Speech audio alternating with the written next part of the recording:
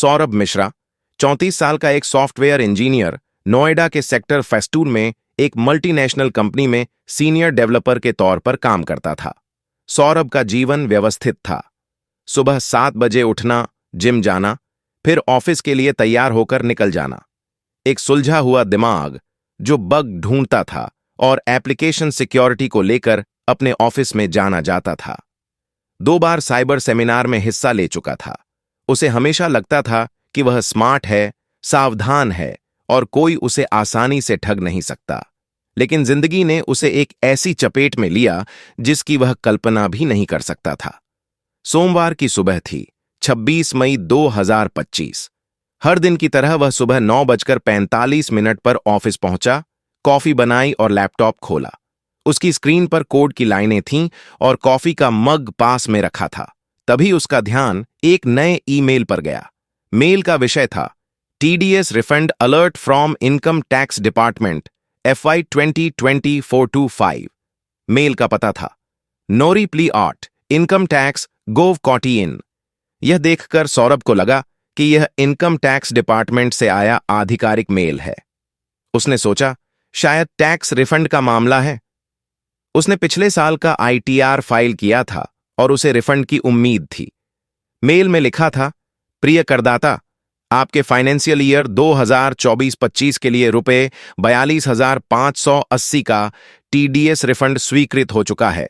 कृपया नीचे दिए गए लिंक पर क्लिक करके अपने रिफंड को तुरंत क्लेम करें। यह लिंक 24 घंटे के लिए वैध है।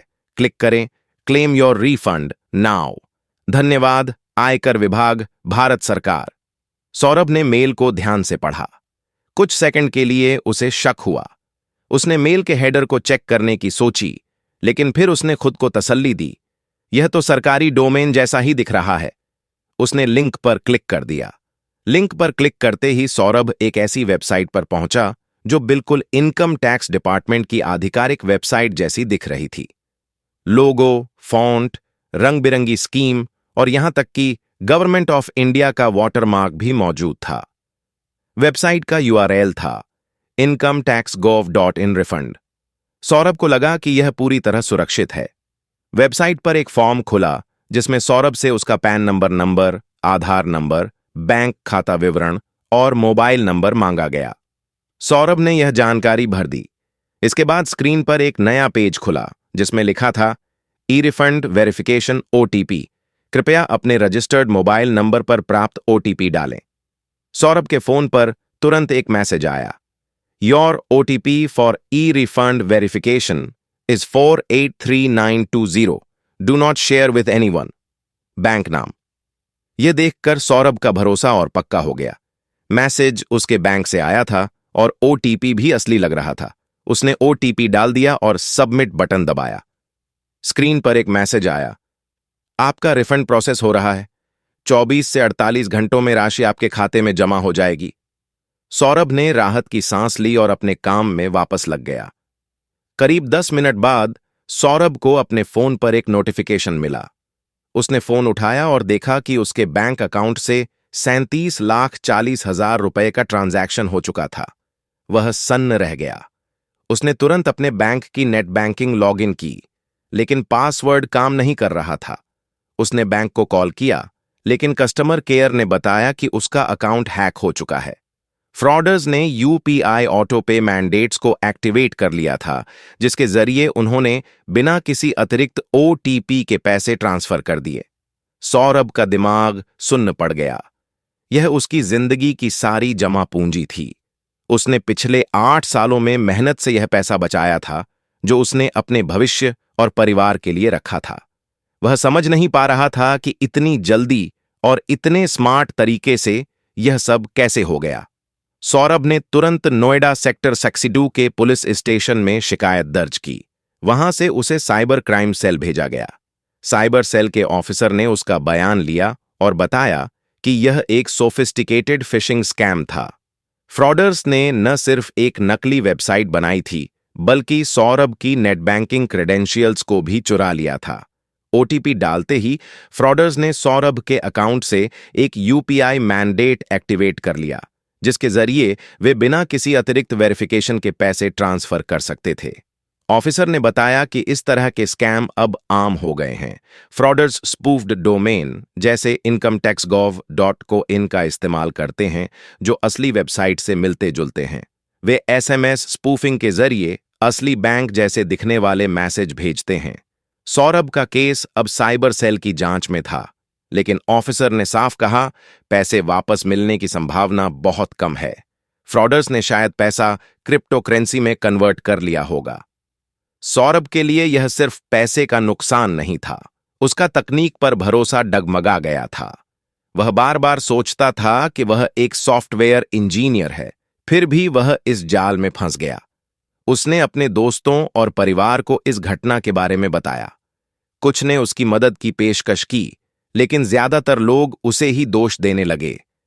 तुम्हें इतना सावधान रहना चाहिए था, एक दोस्त ने कहा। सौरभ चुपचाप सुनता रहा, लेकिन अंदर ही अंदर वह टूट रहा था। उसने अपने बैंक से संपर्क किया, लेकिन बैंक ने जिम्मेदारी लेने से इनकार कर दिया। उनका कहना था कि सौरभ ने खुद OTP शेयर किया था, इसलिए यह उनकी गलती है।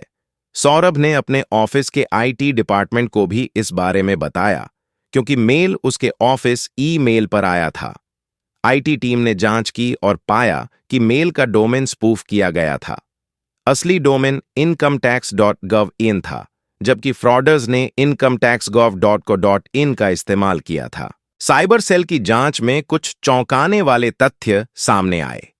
फ्रॉडर्स ने एक मल्टीलेयर स्कैम डिजाइन किया था। फ्रॉडर्स ने इनकम टैक्स डिपार्टमेंट जैसा दिखने वाला डोमेन रजिस्टर किया था। फिशिंग वेबसाइट, नकली वेबसाइट HTTP सर्टिफिकेट के साथ थी, जिससे वह भरोसेमंद लग रही थी। फ्रॉडर्स ने सौरभ के बैंक का नाम इस्तेमाल करके OTP भेजा था, जो असली बैंक के मैसेज जैसा दिखता था। फ्रॉडर्स ने सौरभ की नेट बैंकिंग डिटेल्स का इस्तेमाल करके UPI मैंडेट एक्टिवेट किया, जिसके बाद उन्हें बार बार OTP की जरूरत नहीं पड़ी। पैसे को तुरंत क्रिप्टो वॉलेट में ट्रांसफर कर दिया गया, जिसे ट्रैक करना लगभग असंभव था। सौरभ ने इस घटना से सबक लिया। उसने अपने अनुभव को अपने ऑफिस और दोस्तों के साथ शेयर किया ताकि दूसरों को जागरूक कर सके। सौरभ की जिंदगी अब पहले जैसी नहीं थी। वह अब हर मेल, हर लिंक और हर मैसेज को 10 बार चेक करता था। उसने अपने बैंक अकाउंट में 2 फैक्टर ऑथेंटिकेशन और ट्रांजैक्शन लिमिट सेट कर दी थी, लेकिन जो पैसा गया वह वापस नहीं आया। साइबर सेल की जांच अभी भी चल रही थी, लेकिन सौरभ को ज्यादा उम्मीद नहीं है। सौरभ की कहानी एक चेतावनी है कि तकनीक जितनी सुविधा देती है, उतनी ही सावधानी भी मांगती है। क्या आप भी सौरभ की तरह सावधान रहते हैं, या कभी ऐसा कोई अनुभव हुआ है? अगर आपको विज्ञान, तकनीक, टाइम ट्रैवल और साइबर दुनिया से जुड़ी शानदार कहानियां पसंद हैं और आप और भी रोमांचक वीडियो देखना चाहते हैं, तो हमारे चैनल को अभी सब्सक्राइब करें और बेल आइकन दबाएं ताकि कोई भी नई कहानी आपसे छूट न जाए।